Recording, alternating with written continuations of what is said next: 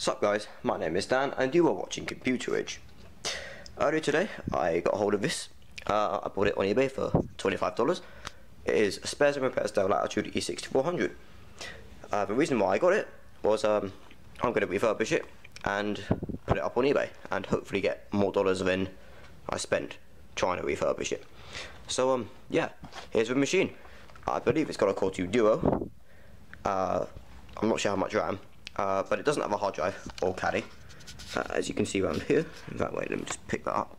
I'm not sure if the lighting's any good here. My hand's shaking as well, that's not very helpful. But yeah, so it looks like a decent machine. I mean, there's a few scratches on it, but that's not an issue. It's not going to really affect performance too much.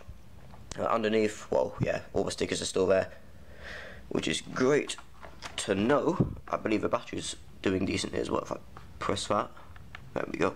Yeah, that's doing alright actually. So yeah, that's good to know. And on the inside, let's have a look. The screen is matte, as you can see, and it's not scratched or marked or anything really. Actually, I mean, there's a couple of minor ones, but not really an issue. The keyboard looking very nice as well, and same with the trackpad. Clearly, this machine did not get used very much. Well, it's a business machine because it's Dell Latitude, obviously. So I have no clue where it came from. I just got it on eBay. So yeah, I haven't even turned the thing on yet. I don't know if it's going to work. The battery's recently charged, so you know what? Let's find out.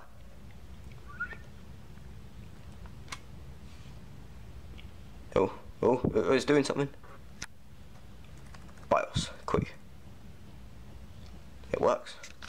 Very nice. Let's have a look at the system information here. So yeah, there's that looks like, oh wow, come on, focus camera. That's 4 gigs of RAM.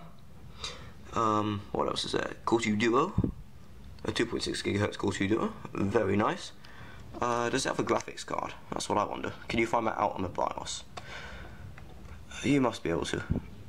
Oh, it does. Nice. There we are. It's got a Quadro. That is gone all blurry. Sorry, you cannot see that. But yeah, so an NVIDIA Quadro NVS 160M, 256 megs of VRAM. That is rubbish, but it's good enough, I guess. 800p screen, 1280 by 800, so that's 16 by 10, I believe. Yeah, this. Wow, the screen is absolutely fine as well. Battery's doing alright as well. Right, great stuff. So yeah, that's like the brief beginning overview of this machine. Clearly it works. I purchased a hard drive quite recently, and it's over there on my bed in that box. So I'll unpackage that soon.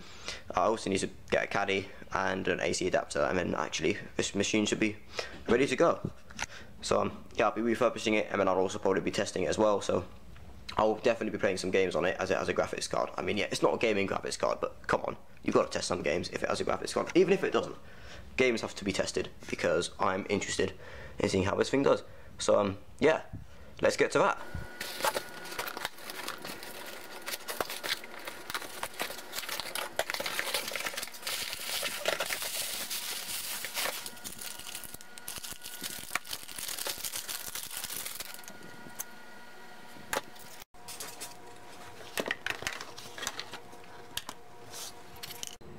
I don't understand why Dell machines do this. They just hang on the start screen for ages sometimes, especially the older ones, like from the mid to late 2000s. I don't understand why we do this, and it's very annoying. Alright, so just now I installed Windows Vista on my machine, but it was playing up and being annoying, so I'm going to try Windows 7 now, and hope that things turn out better.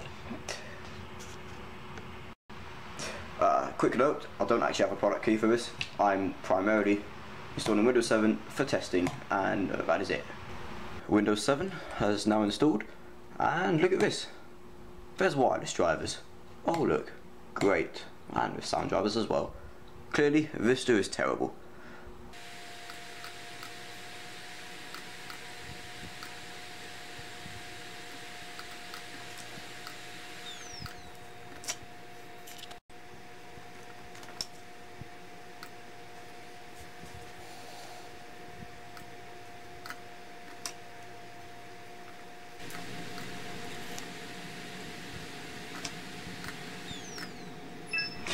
Right, so I've installed a couple of programs, a couple of utility programs for monitoring temperature, and also I've installed, well, haven't installed, I've downloaded Cinebench and I've installed Crystal Disk Mark.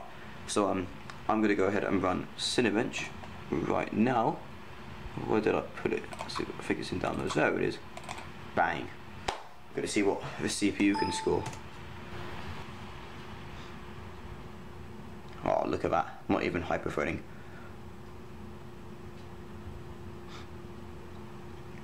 I'm going to guess the CPU is going to get around 120? 130 maybe? I doubt it's any more than that.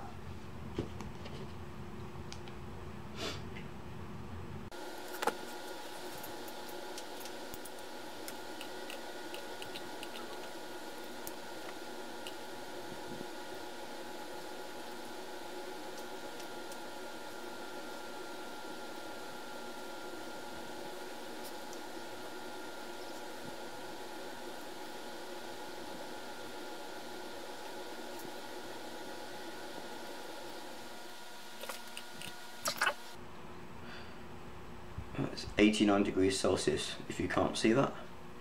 Doesn't look like you can actually, it's all just a white glare. But yeah, core 1 is 89 Celsius, core 0 is 84. And the fan's not doing much. Bit odd, huh? Oh, here we go, now it's doing something. Where did the temperature just spike to? Yeah, it must have hit 90. Well, it did better than I expected, but that's still terrible for this day and age. Oh my lord. This is amazing. Would you look at that? So next I'm going to benchmark some games. I'm not very optimistic after watching Cinebench destroy the video card. So yeah, I mean, I can't even see CSGO running well. But so the first game I tested was Counter-Strike. And it's needless to say that the computer really could not run it. I mean, 23 FPS in a first-person shooter game like Counter-Strike, that is unplayable. Like, how are you meant to get any kills with 23 FPS? I mean, come on, the lowest was 6. It was more often like 20 or 15. But it reached 189 at some point. I have no clue when that happened at all. What I remember is that most of the time, the frames were very low. The testing was on Mirage, and very low graphics settings on 1280 by 800. In Driver San Francisco, the scores weren't really that different. We got an average of 18 frames a second this time, a maximum of 95 during a cutscene, a very brief cutscene, and a minimum of 13. So still pretty unplayable. The final game I tested was Minecraft, and we saw an average of 33 FPS, which is significantly better than the other two actually, and significantly more playable, I can certainly say. Although every so often the FPS would drop, especially when I was looking over long distances. It went up to 96 when I was looking up or down, one or the other, but Minecraft likes to do that. If you look up, the FPS goes skyrocketing, and at some point the FPS dropped to 7, which wasn't very pleasant. The testing was on with 8 chunks render distance, fast graphics, VBOs was on, and smooth lighting was on minimum, I believe, and that was again in a native resolution of 1280 by 800. So to summarise, the Dell Latitude E6400 was not designed to be a gaming machine, and if you're looking for like a really cheap gaming computer, do not get the Dell Latitude E6400. That Quadro will not get you anywhere. It might play some really old games, but low-end modern games, nah, it doesn't do it. Well, yeah, the laptop wasn't designed to play games. It was designed for light CAD work and Microsoft Office, really. That's it. So if you enjoyed this video, do remember to leave a like. If you hated it, thought it was absolutely awful, and think that I should kill myself, leave a dislike. If you like content like this, I'm almost definitely going to be doing more videos similarly to this as I buy more old computers and laptops. So if you like that stuff, go ahead and subscribe. If you don't, then don't subscribe. And yeah, I'll see you in the next video.